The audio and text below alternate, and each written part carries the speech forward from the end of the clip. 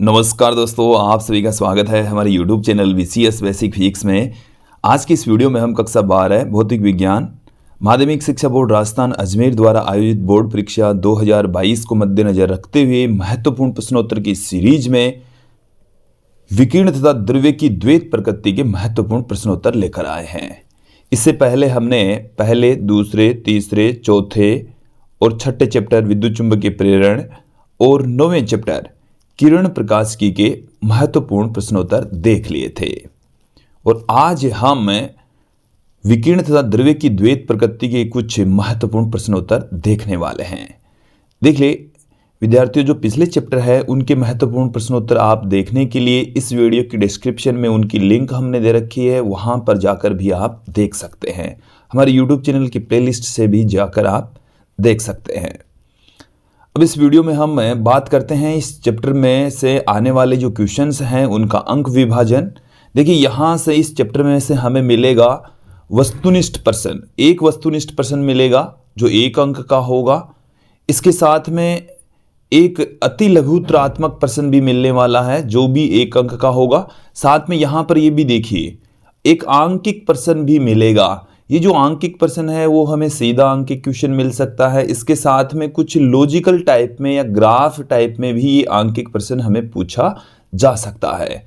इस चैप्टर में से हमें एक दीर्घ-उत्तरीय प्रश्न भी मिलेगा जो कि 3 अंक का होगा। इस क्वेश्चन के साथ में हमें एक अथवा वाला पार्ट भी मिलने वाला है। वैसे हम आपको बता दें कि फिजिक्स में कोई भी जो क्वेश्चन है वो दीर्घ उत्तरीय नहीं होता, छोटे छोटे पार्ट से मिलकर बड़ा क्वेश्चन बनता है। तो दीर्घ उत्तरीय प्रश्न में हो सकता है कि 2 या 3 पार्ट आपको मिल जाए।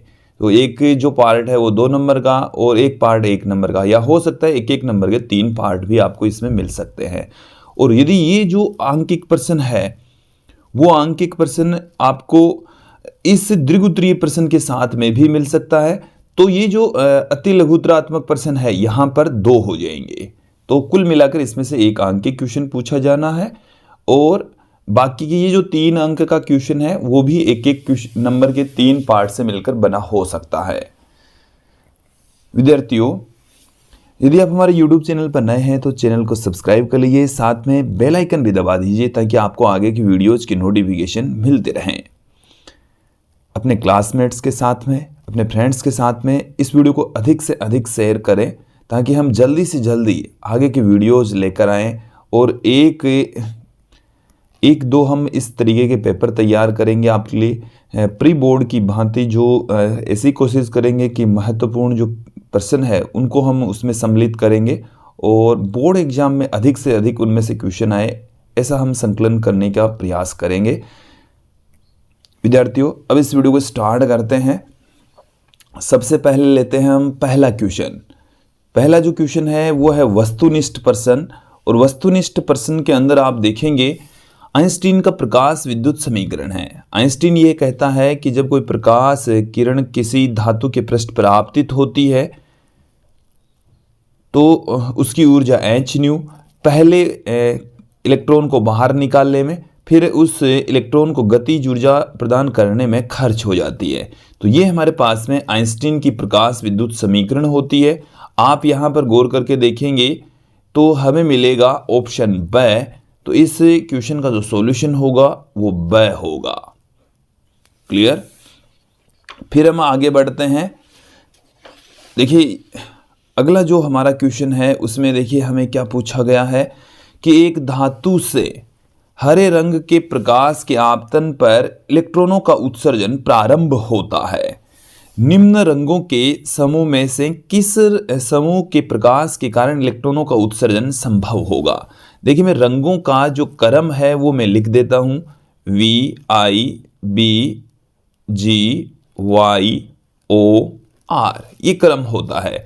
इसमें तरंग धैर्य सबसे ज्यादा, इसकी तरंग धैर्य क्या होती है? सबसे ज्यादा, और इसकी आवर्ती होती है सबसे कम। इसकी आवर्ती कम और बैंगनी रंग की आवर्ती होती है सबसे ज्यादा।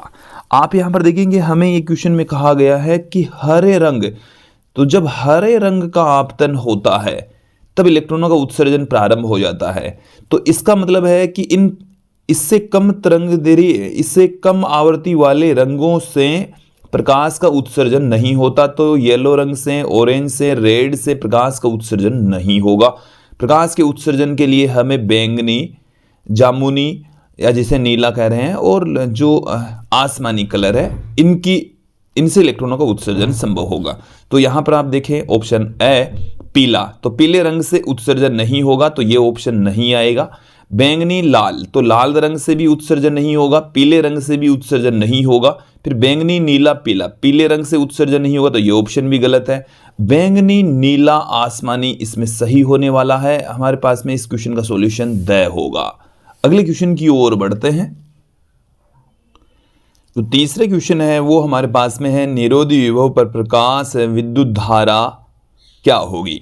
तो देखिए, निरोधी विभव ऋणात्मक विभव का वह मान होता है जिस पर प्रकाश विद्युत धारा शून्य हो जाती है। तो इसमें ए ऑप्शन सही होगा, ए इसमें आएगा। अगला क्वेश्चन देखिए, चौथा क्वेश्चन देखिए कि प्रकाश विद्युत प्रभाव में उत्सर्जित इलेक्ट्रॉनों का वेग निर्भर करता है केवल आपतित फोटोनों की आवर्ती पर, केवल आपतित फोटोनों की तीव्रता पर, धातु की कार्यफलन और आपतित फोटोनों की तीव्रता पर, आपतित फोटोनों की तीव्रता तथा धातु के कार्यफलन पर। एक बार इस क्वेश्चन को समझ लीजिए कि प्रकाश विद्युत प्रभाव से जो इलेक्ट्रॉन उत्सर्जित होते हैं तो उनकी वेलोसिटी किस पर डिपेंड करती है। आइंस्टीन के प्रकाश विद्युत समीकरण के अकॉर्डिंग आपतित फोटोनों की जो ऊर्जा है वो बराबर होती है कार्यफलन तथा उत्सर्जित इलेक्ट्रॉनों की गतिज ऊर्जा के। तो यहाँ से आप देखेंगे कि 1/2 m v m square equal to हो जाएगा h nu minus phi naught. तो ये तो है आपतित फोटोनों की ऊर्जा, ये है आपतित फोटोनों की आवर्ती और ये है कार्यफलन। तो ये जो वेलोसिटी है या गतिज ऊर्जा है वो आवर्ती, आपतित फोटोनों की आवर्ती तथा धातु के कार्यफलन दोनों पर डिपेंड करती है। तत्पश्चात ऑप्शन द इसमें सही होने वाला है, ऑप्शन द इसमें सही होगा।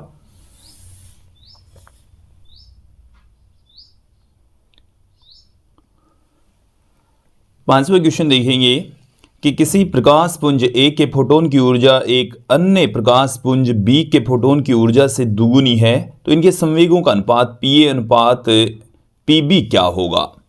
हमें इस क्वेश्चन के अंदर दे रखा है कि ए की ऊर्जा तथा बी की ऊर्जाओं का जो अनुपात है वो 2 है। देखिए, किसी फोटोन की जो ऊर्जा है उसको हम किस फॉर्म में लिख सकते हैं, एच न्यू के रूप में लिख सकते हैं। जो ए फोटोन है उसकी आवर्ती को मैं न्यू ए और जो बी फोटोन है उसकी आवर्ती को न्यू बी से पुट कर सकता हूं। यहां से एच तो एक बार एजडीज रहने दीजिए, न्यू को हम देखिए क्या लिख सकते हैं, सी अपॉन में लेमडा पुट कर सकते हैं। तो सी अपॉन में पहले ए फोटोन की तरंग धैर्घ्य लेमडा ए और बी फोटोन की तरंग धैर्घ्य लेमडा बी। यहां से सी कैंसिल हो जाएगा, एच अपॉन में lambda A upon H upon में लेमडा बी। एच अपॉन में लेमडा ए ये जो संवेग को रिप्रेजेंट करता है पी ए हो जाएगा, क्योंकि लेमडा बराबर होता है एच अपॉन पी। तो यहां से एच अपॉन में लेमडा ए बराबर हो जाएगा पी ए और ये हो जाएगा पी बी। तो हमें मिल चुका है ई ए अपॉन में ई बी बराबर पी ए अपॉन में पी बी। क्लियर। तो ई ए अपॉन में ई बी है, ये हमें क्वेश्चन में दे रखा है 2, तो पी ए अपॉन में पी बी की वैल्यू भी आ गई है 2 या 2:1। तो इसमें द ऑप्शन सही होने वाला है। छठे क्वेश्चन देखिए, यदि फाई कार्यफलन है तो देहली तरंग धैर्घ्य का सूत्र क्या होगा। हम कार्यफलन फाई बराबर जानते हैं एच न्यू नॉट, और इस न्यू नॉट होता है देहली आवर्ती। हमें इसको देहली तरंग धैर्घ्य के पदों में पुट करना है। तो देखिए, न्यू बराबर होता है सी अपॉन में लेमडा, तो यहां से एच सी अपॉन में लेमडा नॉट से इसको हम पुट कर देंगे। देन यहां से आप देखेंगे कि ये जो लेमडा नॉट है इसको हम देहली तरंग धैर्घ्य कहते हैं, देहली तरंग धैर्घ्य इसको कहा जाता है। क्लियर। तो यहां से आप देखेंगे कि lambda naught equal to h c upon में फाई आ जाएगा। ऑप्शन आप देखेंगे SC/φ हमें द ऑप्शन में प्राप्त हो रहा है। तो दहली तरंग धैर्य का जो फॉर्मूला है, सूत्र है, वो SC/φ इस क्वेश्चन के अकॉर्डिंग द ऑप्शन में होगा। फिर यहां पर आप देखें, निरोधी विभव निर्भर करता है केवल आपतित फोटोन की ऊर्जा पर, केवल पदार्थ के कार्यफलन पर, आपतित फोटोन की ऊर्जा तथा पदार्थ के कार्यफलन के अंतर पर, आपतित फोटोन की ऊर्जा और पदार्थ के कार्यफलन की योग पर। एक बार इसे समझ लेते हैं। आइंस्टीन की प्रकाश विद्युत समीकरण हमें यह कहती है कि एच न्यू बराबर होता है h nu naught plus 1/2 m v maximum square, और इसे हम 1/2 m v maximum square equal to h nu minus h nu naught put कर सकते हैं। और ये जो गतिज ऊर्जा होती है ये ई वी नोट के इक्वल होती है। तो यहाँ पर हमें इस वी नोट का मान पूछा है कि ये किसके ऊपर डिपेंड करेगा। तो ये है आपतित फोटोन की ऊर्जा और ये है कार्यफलन। तो इन दोनों के अंतर पर डिपेंड करता है। तो आपतित फोटोन की ऊर्जा तथा पदार्थ के कार्यफलन के अंतर पर इसकी वैल्यू डिपेंड करती है। तत्पश्चात ऑप्शन स इसमें सही होने वाला है। अगले क्वेश्चन की ओर बढ़ते हैं। 8वां क्वेश्चन देखेंगे, इलेक्ट्रॉनों का तरंगों से संबद्ध होना गुण डेविसन जर्मर के प्रयोग द्वारा प्रदर्शित किया गया। देखिए यहां से हमें विवर्तन, जो इलेक्ट्रॉन है उनका विवर्तन होता है, तो विवर्तन का संबद्ध होना पाया गया। अगला जो क्वेश्चन है वो देखिए कि डेविसन जर्मर प्रयोग में अधिकतम तीव्रता प्राप्त होती है। डेविसन जर्मर प्रयोग में अलग अलग वोल्टेज आरोपित करके उत्सर्जित इलेक्ट्रॉनों की तीव्रता फाइंड आउट की गई। तो ये देखा गया कि जब 50 डिग्री सेंटीग्रेड और 54 वोल्ट जब लगाया जाता है तो उत्सर्जित इलेक्ट्रॉनों की जो तीव्रता है, प्रकीर्णित इलेक्ट्रॉनों की जो तीव्रता है वो सर्वाधिक होती है। तो 50 डिग्री और 54 वोल्ट पर सर्वाधिक होता है। तो इसमें ऑप्शन द आएगा। अगले क्वेश्चन की ओर बढ़ते हैं। 10वां क्वेश्चन देखिए कि यदि कण समान वेग से गतिशील हो तो अधिकतम डी ब्रोगली तरंगदैर्घ्य निम्न की होगी। हम डी ब्रोगली तरंगदैर्घ्य का फॉर्मूला लैम्ब्डा बराबर जानते हैं h/m/v होता है। हमें इस क्वेश्चन में कहा गया है कि जो पार्टिकल्स हैं उनकी वेलोसिटी समान है, तो लैम्ब्डा का जो मान है वो द्रव्यमान के व्युत्क्रमानुपाती होगा। यहाँ पर आप देखेंगे कि जिस पार्टिकल का द्रव्यमान सबसे कम होगा उसकी तरंगदैर्घ्य सबसे ज़्यादा होगी। तो न्यूट्रॉन का द्रव्यमान प्रोटॉन का द्रव्यमान लगभग समान होता है और अल्फा कण का द्रव्यमान प्रोटॉन के द्रव्यमान का लगभग 4 गुना होता है। बीटा कण यहाँ पर इलेक्ट्रॉन होता है जिसका द्रव्यमान बहुत कम होता है। तो ये तो एक इलेक्ट्रॉन ही होता है जिसका द्रव्यमान 9.1 × 10⁻³ किलोग्राम होता है। इसका 1836 गुना प्रोटॉन का द्रव्यमान होता है, तो इसका द्रव्यमान ज़्यादा, तरंगदैर्घ्य इसकी कम होगी। इसका भी द्रव्यमान प्रोटॉन से भी ज़्यादा हो तो तत्पश्चात इसकी तरंगदैर्घ्य और कम होगी। और अल्फा कण का द्रव्यमान सबसे ज़्यादा, तरंगदैर्घ्य सबसे कम होने वाली है। हमें पूछा है अधिकतम तरंगदैर्घ्य, तो अधिकतम तरंगदैर्घ्य बीटा पार्टिकल्स की होगी जिनका द्रव्यमान 9.1 × 10⁻³ किलोग्राम होता है। सबसे कम द्रव्यमान वाले कण की तरंगदैर्घ्य सबसे ज़्यादा होने वाली है। तो इसमें स ऑप्शन सही होगा। अगले क्वेश्चन की ओर बढ़ते हैं। डेविसन जर्मर प्रयोग से सिद्ध हुआ। देखिए डेविसन जर्मर प्रयोग से क्या सिद्ध हुआ है? प्रकाश की तरंग प्रगति सिद्ध हुई है। इसके साथ में हमें पूछा है कि प्रकाश की कण प्रगति। तो देखिए प्रकाश की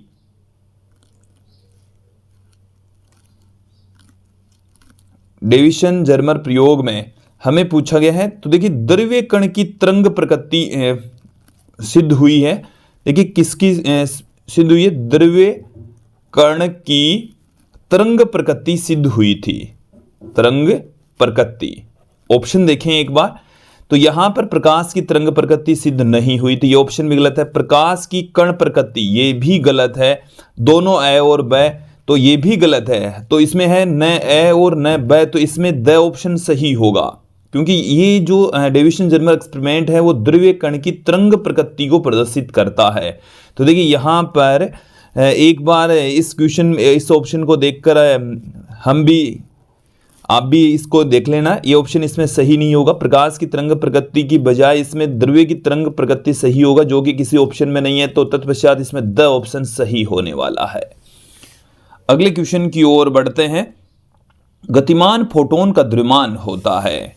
तो देखिए फोटोन की जो ऊर्जा होती है वो h न्यू होती है, जिसे हम m इंटू सी स्क्वायर से पुट कर सकते हैं। तो m बराबर हम लिख सकते हैं h न्यू अपॉन में सी स्क्वायर। तो ऑप्शन द इसमें सही होने वाला है। अगले क्वेश्चन की ओर बढ़ते हैं। अगले क्वेश्चन के अंदर हमें यह कहा गया है कि द्रव्य तरंग की तरंग धैर्य किस पर निर्भर नहीं करती है। काफी अच्छा क्वेश्चन है। द्रव्य तरंग की तरंग धैर्य किस पर डिपेंड नहीं करती। तो देखिए द्रव्य तरंग की तरंग धैर्य का जो फॉर्मूला है वो हम जानते हैं, लेमड़ा इक्वल टू होता है h अपॉन में एम वी। तो m पर डिपेंड करती है, v पर डिपेंड करती है, h अपॉन में p से भी इसको लिख सकते हैं, तो p पर भी डिपेंड करती है। तो ये भी ऑप्शन नहीं होगा, ये भी नहीं होगा, ये भी नहीं होगा। आवेश पर निर्भर नहीं करती। वैसे हम लेमड़ा का एक फॉर्मूला देखते हैं, h अपॉन में अंडररूट में 2m क्यू v के इक्वल। ये जो v है वो वोल्टेज होता है। तो कईयों को लगता है कि भाई क्यू के ऊपर भी लेमड़ा की वैल्यू डिपेंड करती है, बट ऐसा नहीं है।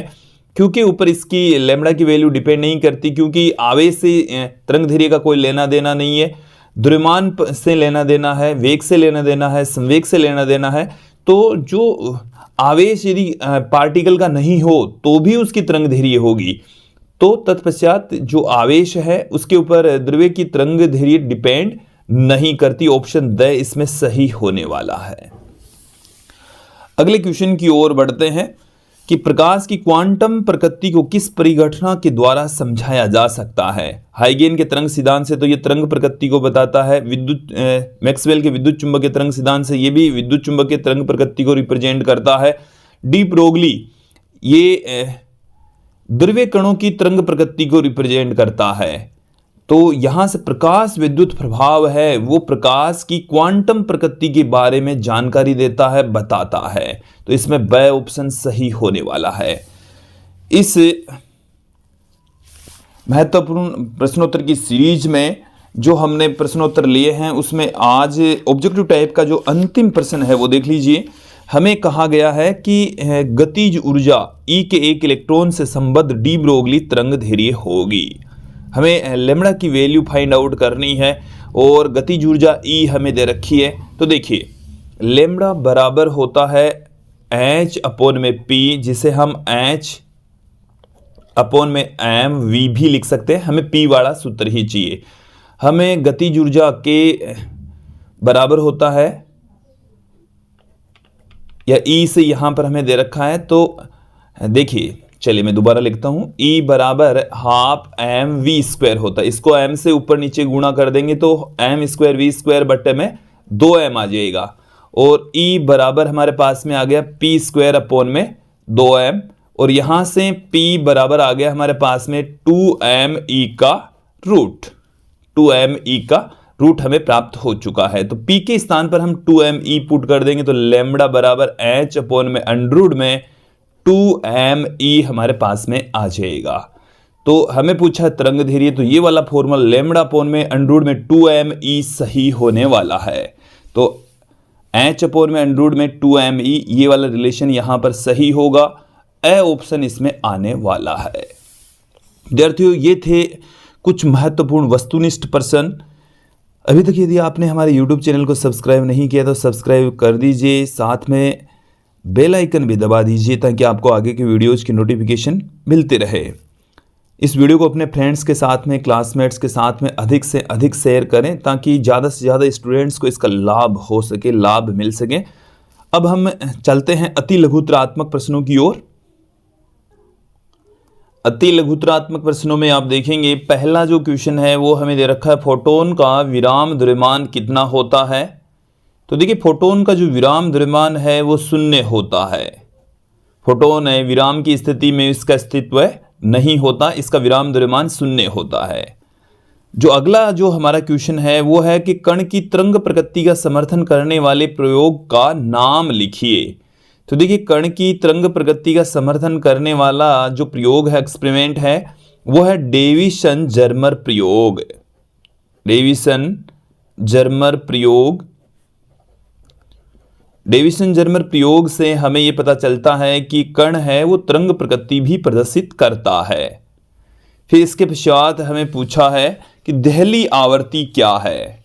कि देहली आवर्ती क्या है कि किसी धातु के पृष्ठ पर आपतित प्रकाश की वह न्यूनतम आवर्ती जिस पर उसमें से इलेक्ट्रॉनों का उत्सर्जन प्रारंभ हो जाए, देहली आवर्ती कहलाती है।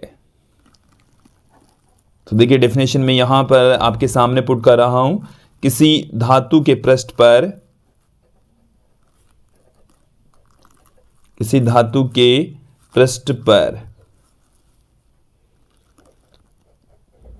आपतित प्रकाश की वह न्यूनतम आवर्ती, प्रकाश की वह न्यूनतम आवर्ती, न्यूनतम आवर्ती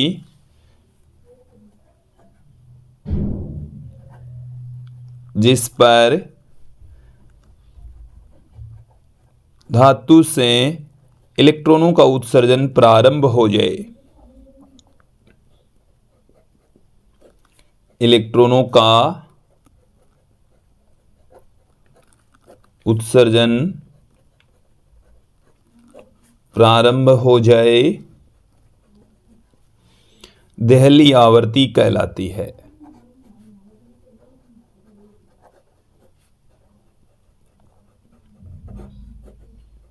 देहली आवर्ती कहलाती है। क्लियर। अब देखिए हमें पूछा है कि प्रकाश विद्युत प्रभाव क्या है। तो देखिए प्रकाश विद्युत प्रभाव क्या है कि जब किसी धातु के पृष्ठ पर देहली आवर्ती से अधिक आवर्ती का प्रकाश आपतित होता है तो धातु के पृष्ठ से इलेक्ट्रॉनों का बाहर निकलना प्रकाश विद्युत प्रभाव कहलाता है। जब धातु के पृष्ठ पर देहली आवर्ती से अधिक आवर्ती वाला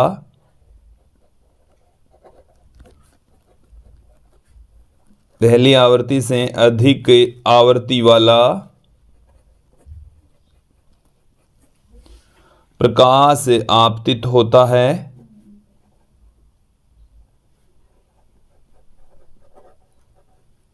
आपतित होता है तो धातु के पृष्ठ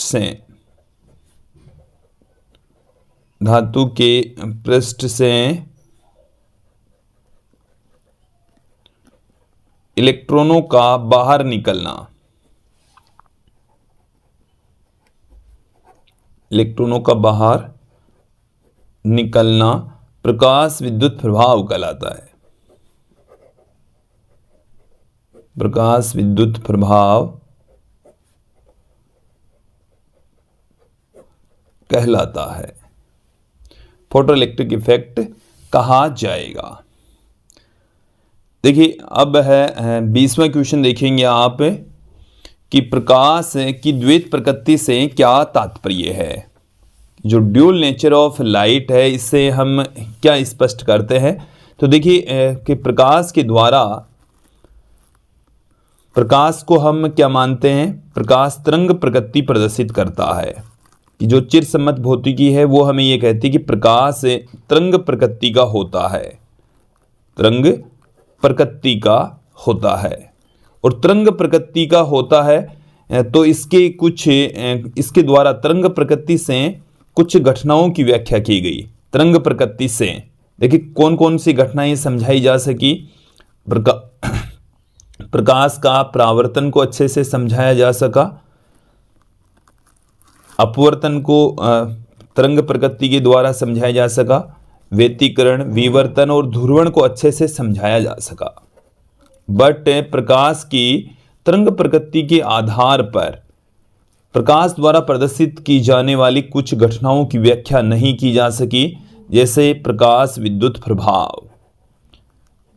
तरंग प्रकृति के आधार पर प्रकाश विद्युत प्रभाव को नहीं समझाया जा सका, जीमान प्रभाव को नहीं समझाया जा सका, कॉम्पटन प्रभाव को नहीं समझाया जा सका। तो प्रकाश की तरंग प्रकृति के द्वारा प्रकाश द्वारा प्रदर्शित की जाने वाली कुछ घटनाओं की व्याख्या नहीं की जा सकी।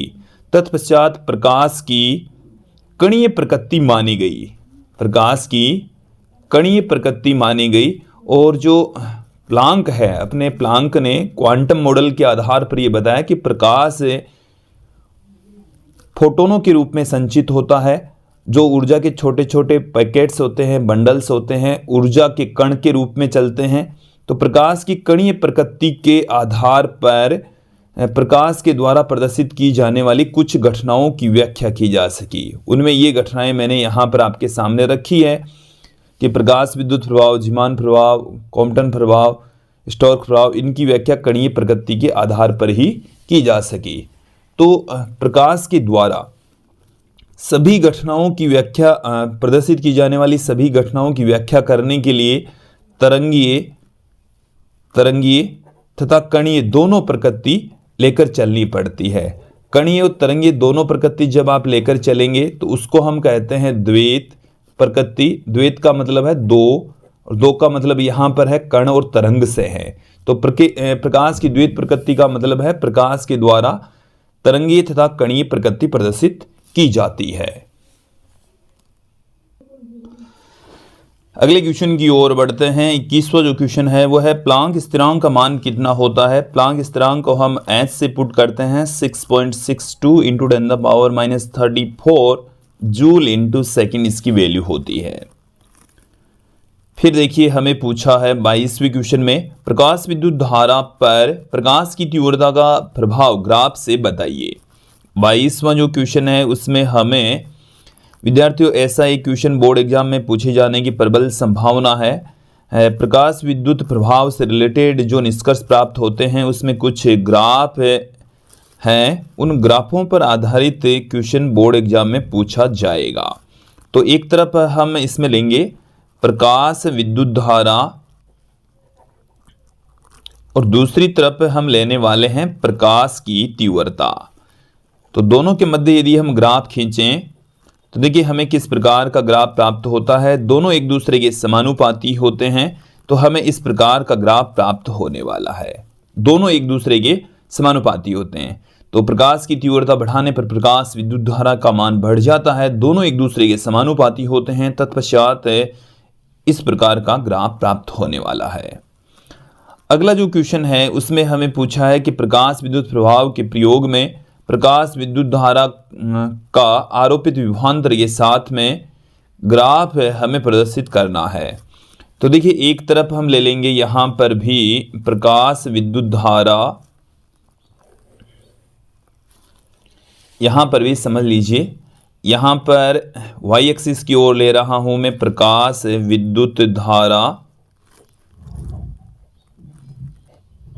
और यहाँ पर ले रहे हैं हम विभवांतर।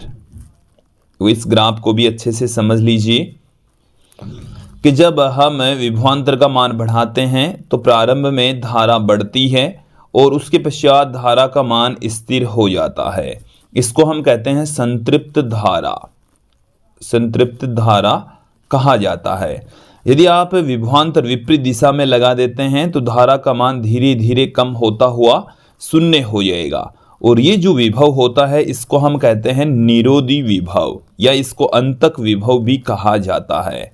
तो अंतक विभव या निरोधी विभव ऋणात्मक विभव का वह मान होता है जिस पर प्रकाश विद्युत धारा का मान शून्य हो जाता है।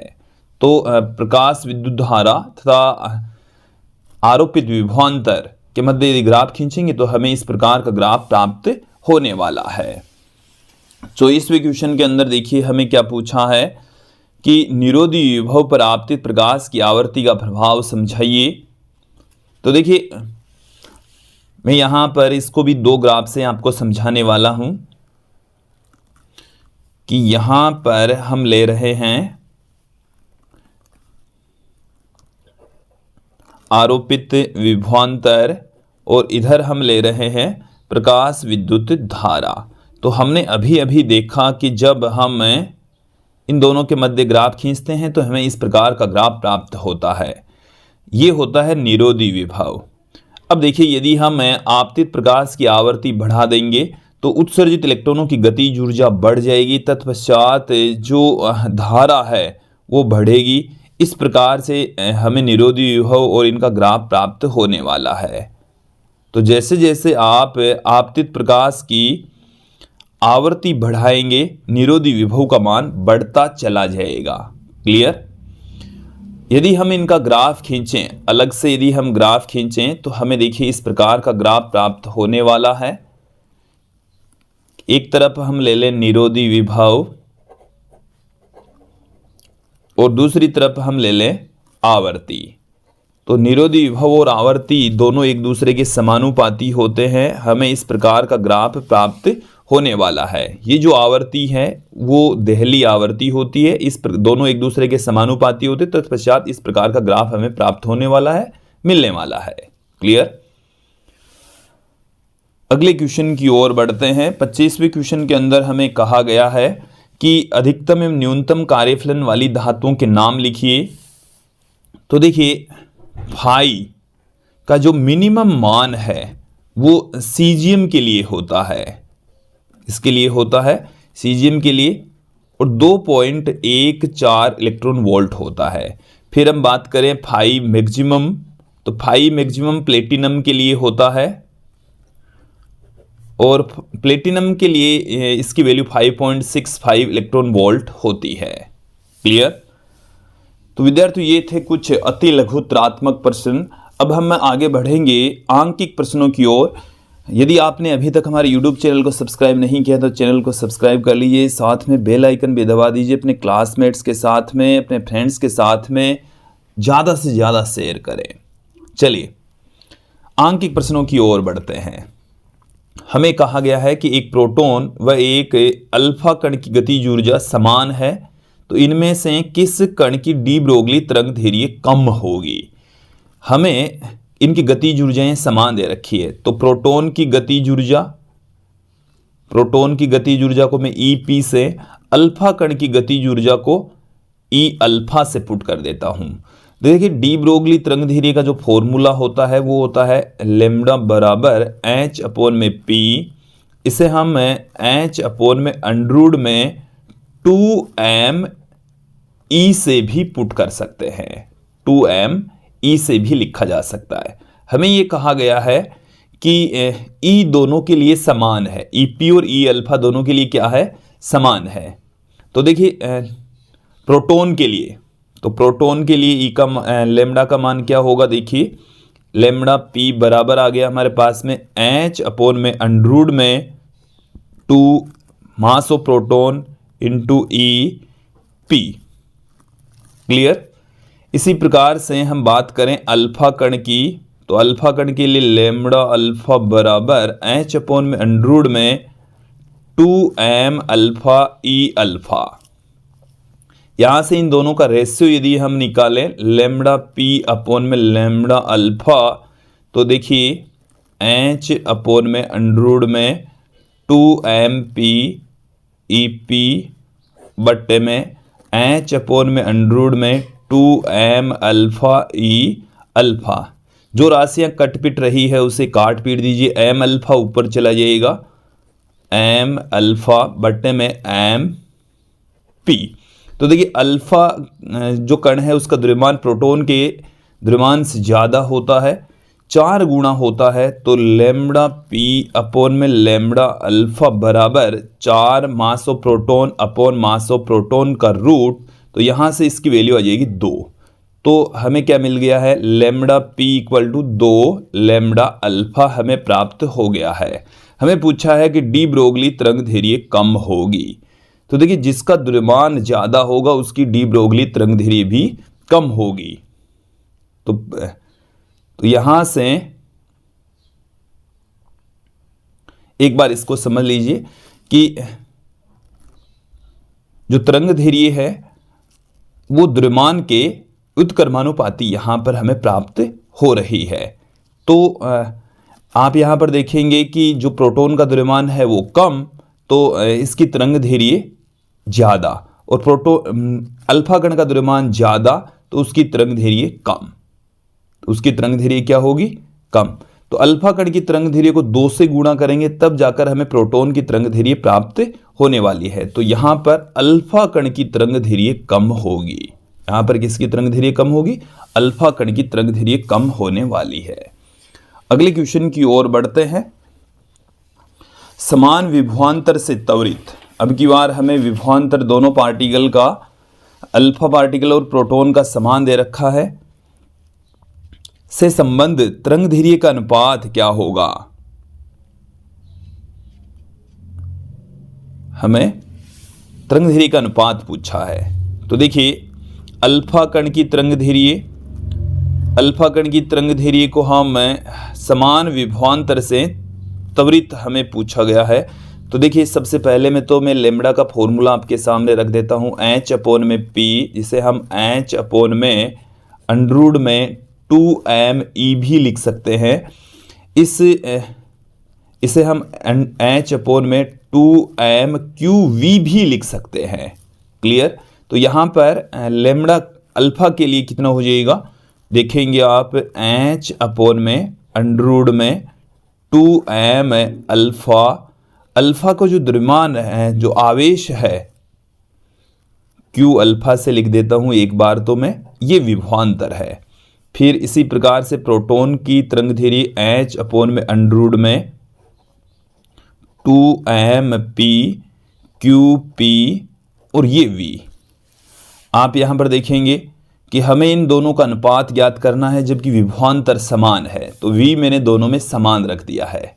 आप यहां से देखेंगे अब इसको, लेमड़ा अल्फा अपॉन में लेमड़ा P, दोनों को रेशियो जब इसकी वैल्यू पुट करेंगे तो H अपॉन में अंडरूड में 2m alpha Q alpha V, फिर इसकी वैल्यू पुट करेंगे तो H, ये वाली वैल्यू ऊपर चली जाएगी तो 2mp QP V। तो देखिए जो राशियाँ कट पिट गई है उसे कट पिट जाने दीजिए। यहाँ से रह गई है mp QP बट्टे में m अल्फा Q अल्फा का रूट। मास ऑफ प्रोटॉन और इसका जो आवेश होता है वो है QP। अब यहाँ पर आप देखेंगे कि अल्फा कण का जो द्रव्यमान है वो प्रोटॉन के द्रव्यमान का 4 गुना होता है। तो मास ऑफ अल्फा को मैंने 4 मास ऑफ प्रोटॉन से पुट कर दिया है। अल्फा का जो आवेश होता है वो प्रोटॉन के आवेश का दुगुना होता है। प्रोटॉन के आवेश का क्या होता है? दुगुना होता है। तो ये हमें मिल चुका है। क्लियर? तो यहां से देखेंगे MP से MP, QP से QP भी कैंसिल हो गया। हमें अंडरूड में मिल चुका है 1/8। तो 1 बट्टे में अंडरूड में 8 है ये, जिसे हम 2√2 भी लिख सकते हैं। 2√2 भी इसको पुट किया जा सकता है। तो इस क्वेश्चन का सॉल्यूशन आएगा 1/2√2। अगले क्वेश्चन की ओर बढ़ते हैं। 28वें क्वेश्चन में हमें कहा गया है कि एक इलेक्ट्रॉन तथा एक प्रोटॉन से बद्ध डी ब्रोगली तरंग दैर्घ्य समान है, इनकी गतिज ऊर्जा परस्पर किस प्रकार से संबंधित होगी? अब की बार हमें लैम्बडा दोनों की समान दे रखी है। इलेक्ट्रॉन की तथा प्रोटॉन की जो तरंग दैर्घ्य है वो समान है, इनकी गतिज ऊर्जाएं एक दूसरे से किस प्रकार से संबंधित होगी? तो देखिए इलेक्ट्रॉन की जो तरंग दैर्घ्य है इसको हम H अपॉन में mv, H अपॉन में, देखिए मैं पहले लैम्बडा का जो फॉर्मूला है वो पुट कर देता हूं आपके सामने। H अपॉन में P होता है जिसको हम H अपॉन में mv भी लिख सकते हैं। इसको हमें गतिज ऊर्जा की टर्म्स में पुट करना है, तो देखिए इसे हम अंडरूड में 2me लिख सकते हैं। तो यहां से आप देखेंगे अंडरूड में 2 मास ऑफ इलेक्ट्रॉन और ऊर्जा है वो भी इलेक्ट्रॉन की ऊर्जा बराबर होगी H अपॉन में अंडरूड में 2 मास ऑफ प्रोटॉन और EP, प्रोटॉन की ऊर्जा। जो कुछ कटपिट रहा है उसे काट पीट दीजिए।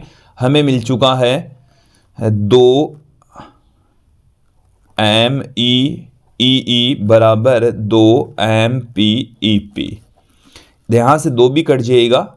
हमें ये पूछा है कि इलेक्ट्रॉन और प्रोटॉन की गतिज ऊर्जाएं एक दूसरे से किस प्रकार से संबंधित है। तो E बट्टे में ई पी बराबर आ जाएगा एम पी बट्टे में एम ई, ये हमें प्राप्त हो जाएगा। अगले क्वेश्चन की ओर बढ़ते हैं। हमें 29वें क्वेश्चन में कहा गया है कि स्थिति एवं संबंधित संवेग, कोई कण है उसकी स्थिति और संवेग में अनिश्चितताओं के लिए हाइजेनबर्ग का संबंध लिखिए। तो देखिए delta x into delta p x greater than equal to h upon 4 pi होता है। ये हाइजेनबर्ग के अनिश्चितता के सिद्धांत से हम जानते हैं ये रिलेशन होता है। अगले क्वेश्चन की ओर बढ़ते हैं। अगले क्वेश्चन के अंदर देखिए हमें कहा गया है कि किसी धातु का कार्यफलन, धातु का जो कार्यफलन है वो हमें दे रखा है, फाई नोट की जो वैल्यू है वो 6.63 इंटू 10⁻⁻19 जूल दे रखी है। दहली आवर्ती हमें पूछी है। तो देखिए फाई नोट बराबर होता है एच न्यू नोट, तो न्यू नोट बराबर आ गया हमारे पास में, न्यू नोट बराबर आ चुका है फाई नोट अपॉन में एच। फाई नोट की जो वैल्यू है वो 6.63 इंटू 10⁻⁻19 जूल दे रखी है। एच की जो वैल्यू होती है 6.62 इंटू 10⁻⁻34 होती है। देन यहाँ से न्यू नोट का जो मान है वो देखो ये तो लगभग कट जाएगा, तो 10 की घात माइनस में 19 प्लस में 34, तो हमारे पास में रह गई है 10 की घात प्लस में 15 हर्ट्ज। क्लियर। अगले क्वेश्चन की ओर बढ़ते हैं। हमें 31वां जो क्वेश्चन है उसमें कहा गया है कि दहली आवर्ती, दहली आवर्ती का मतलब हो गया न्यू नोट 5.16 इंटू 10⁻14 हर्ट्ज है। तो इसका कार्यफलन इलेक्ट्रॉन वोल्ट में क्या होगा? देखो फाई नोट बराबर होता है h new note, H new note होता है। तो एच की जो वैल्यू है वो है 6.62 इंटू 10⁻⁻34। न्यू नोट की जो वैल्यू है वो हमें दे रखी है 5.16 इंटू 10⁻14, और ये जो एनर्जी आएगी वो जूल में आएगी। इसे हमें कन्वर्ट करना है इलेक्ट्रॉन वोल्ट में, तो इसके अंदर 6.62 into 5.16 into 10⁻⁻34 plus 14 upon 1.6 into 10⁻⁻19 से इसको डिवाइड कर देंगे। तो देखिए जब इसको डिवाइड करेंगे तो यहाँ से पॉइंट्स कैलकुलेशन करेंगे तो हमें क्या मिल जाएगा 6.62 into 5.16 upon 1.6 into 10⁻⁻34 plus 14 plus 19। तो यहाँ से हमारे पास में जो वैल्यू है 10 की घात रह गई है -1, 10 की घात तो यहाँ से क्या रह जाएगी -1 रह जाएगी।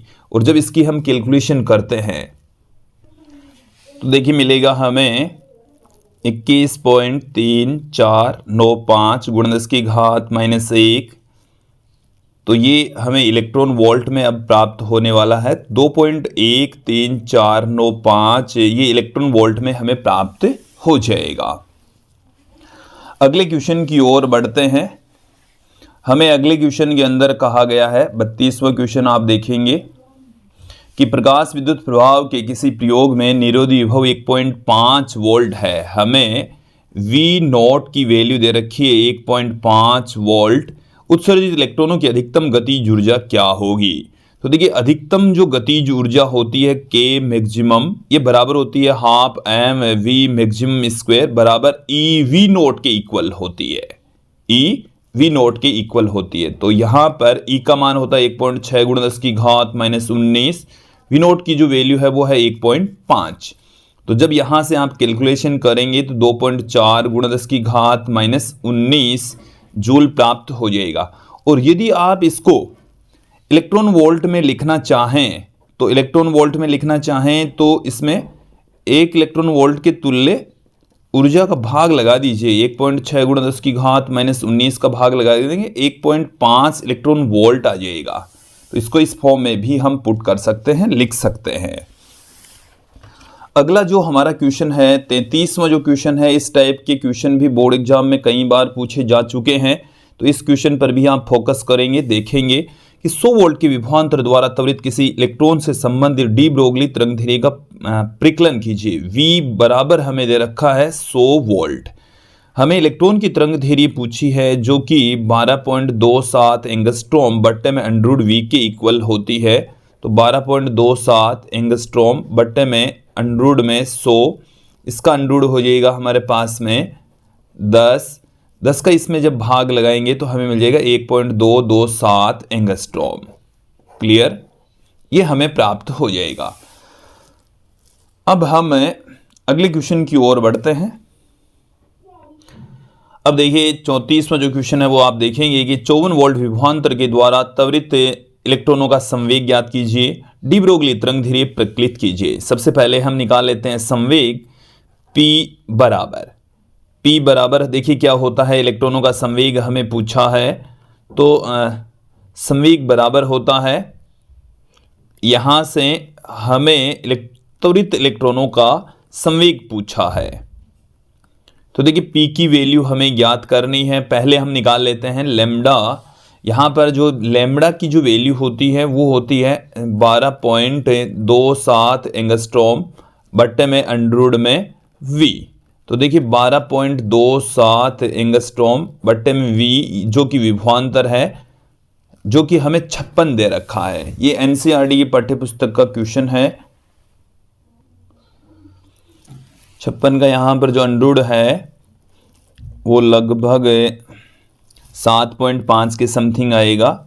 जब 7.5 से इसको डिवाइड करेंगे 12.27 को यदि हम डिवाइड करें 7.5 से तो लगभग हमारे पास में जो वैल्यू है वो 1.636 एंगस्ट्रॉम प्राप्त होने वाली है। क्लियर, कैलकुलेशन इसमें थोड़ी सी जटिल आती है। अब देखिए हम P की वैल्यू देख लेते हैं। P बराबर होता है √ में 2me, ये हमने लिख दिया है। E को हम यहाँ पर Q × V विद्युत ऊर्जा के टर्म्स में पुट कर देंगे तो P बराबर सबकी वैल्यू पुट कर दीजिए 2, मास ऑफ इलेक्ट्रॉन 9.1 × 10⁻31, Q यहाँ पर 1.6 × 10⁻19, V का मान हमें यहाँ पर क्वेश्चन में 56 दे रखा है। देन यहाँ से जब हम कैलकुलेशन करेंगे तो हमें इसकी फाइनल जो वैल्यू है वो प्राप्त हो जाएगी। संवेग हमें प्राप्त होने वाला है 4.04 × 10⁻⁴।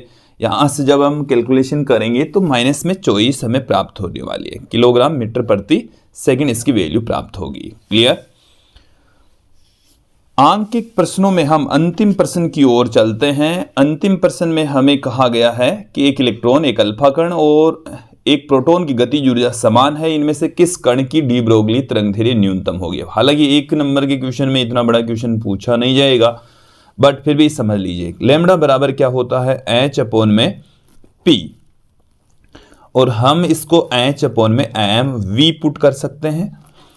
तो देखिए हमें यह कहा गया है कि गतिज ऊर्जा समान है, तो इसको गतिज ऊर्जा वाली टर्म्स में हम पुट कर देंगे H/√2me। तो ये गतिज ऊर्जाएं हैं, गतिज ऊर्जाएं समान है, तो जो लैम्डा है वो द्रव्यमान के वर्गमूल के व्युत्क्रमानुपाती होगा। द्रव्यमान जिसका जितना कम होगा उसकी तरंगधैर्घ्य उतनी ज्यादा होगी। द्रव्यमान जिसका जितना ज्यादा होगा, तरंगधैर्घ्य हमें कम पूछी है, तो द्रव्यमान यहां पर देखो सबसे ज्यादा किसका है, मास ऑफ अल्फा सबसे ज्यादा है, फिर मास ऑफ प्रोटॉन, और सबसे कम जो द्रव्यमान है वो इलेक्ट्रॉन का द्रव्यमान है। इलेक्ट्रॉन का द्रव्यमान सबसे कम तो उसकी तरंगधैर्घ्य सबसे ज्यादा। हमें तरंगधैर्घ्य न्यूनतम पूछी है तो लैम्डा, तो देखो लैम्डा सबसे कम होगा, इलेक्ट्रॉन का लैम्डा सबसे ज्यादा होगा। तो हमें न्यूनतम पूछी है तो अल्फा कण की तरंगधैर्घ्य सबसे कम होगी, अल्फा कण की तरंगधैर्घ्य सबसे कम होने वाली है, न्यूनतम होगी, न्यूनतम होगी। क्लियर। तो ये थे कुछ आंकिक प्रश्न, और अब हम चलते हैं दीर्घ उत्तरीय प्रश्नों की ओर। कुछ हमने महत्वपूर्ण दीर्घ उत्तरीय प्रश्न आपके लिए लेकर आए हैं, और बोर्ड एग्जाम में यहाँ से हमें क्वेश्चन पूछे जाने की प्रबल संभावना है। देखिए जो क्वेश्चन मैंने जिस तरीके से लिखे हैं उस तरीके से बोर्ड में आने की कम ही संभावना होती। बोर्ड एग्जाम में क्या होता है, इस तरीके से क्वेश्चन पूछे जाते हैं। देखिए ऐसे उसमें 3 पार्ट देंगे आपको कि प्रकाश विद्युत प्रभाव क्या है, इसका प्रायोगिक परिपथ बनाइए, इससे निकले हुए महत्वपूर्ण निष्कर्ष लिखिए। तो A, B, C 3 पार्ट देकर आपको इस क्वेश्चन को पूछा जाएगा। क्लियर? इसी प्रकार से देखिए हमने एक और महत्वपूर्ण प्रश्न का चयन किया है कि आइंस्टीन का प्रकाश विद्युत समीकरण, और इसके आधार पर मैं प्रकाश विद्युत प्रभाव के प्रयोगों की निष्कर्ष की व्याख्या कीजिए। तो देखिए प्रकाश विद्युत प्रभाव पूछ लेंगे आपको, इसके साथ में प्रकाश विद्युत समीकरण क्या होती है उसका व्युत्पन्न भी पूछा जा सकता है, निष्कर्ष भी मैंने यहाँ पर लिखे हैं। इसके साथ में एक न्यूमेरिकल क्वेश्चन भी पूछा जा सकता है, ऊपर वाले न्यूमेरिकल क्वेश्चनों में से एक न्यूमेरिकल यहाँ से भी पूछा जा सकता है, कार्यफलन पर आधारित न्यूमेरिकल क्वेश्चन यहाँ पर पूछा जा सकता है। क्लियर? 38वां जो क्वेश्चन है वो है डी ब्रोगली की परिकल्पना क्या है, इसके आधार पर इलेक्ट्रॉन की तरंगदैर्घ्य का व्यंजक प्राप्त कीजिए। और साथ में यहां पर भी जैसे ए पार्ट में ये दे दिया, बी पार्ट में ये दे दिया और सी पार्ट में आपको एक छोटा न्यूमेरिकल क्वेश्चन दे दिया। तो छोटे छोटे पार्ट से मिलकर एक बड़ा क्वेश्चन यहां पर आपको मिलने वाला है। फिर अंतिम जो क्वेश्चन है वो मैंने शामिल किया है डेविसन जर्मर एक्सपेरिमेंट का। ये काफी बड़ा है बट आपको इसमें ऐसे पूछा जा सकता है कि डेविसन जर्मर प्रयोग का उद्देश्य क्या है, इसकी प्रायोगिक व्यवस्था बनाइए, और इसका छोटा मोटा आपको और भी इसमें न्यूमेरिकल क्वेश्चन भी जोड़कर पूछा जा सकता है। तो ये जो मैंने क्वेश्चन शामिल किए हैं इनमें से आपको एक अथवा भी मिलेगा 3 नंबर के क्वेश्चन में, तो एक क्वेश्चन इनमें से अवश्य ही पूछा जाएगा।